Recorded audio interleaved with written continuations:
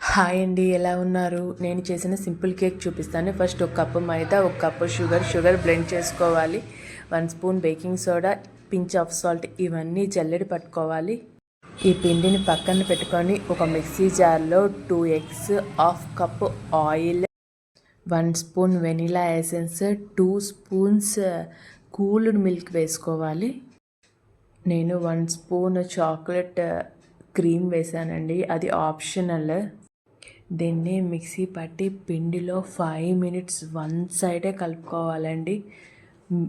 పిండి గట్టిగా ఉంటే కొంచెం మిల్క్ కలుపుకోండి. తర్వాత గిన్నెకి నెయ్యి అప్లై చేసుకొని మైదా స్ప్రెడ్ చేసుకొని బ్యాటర్ దాంట్లో వేసుకున్నాను.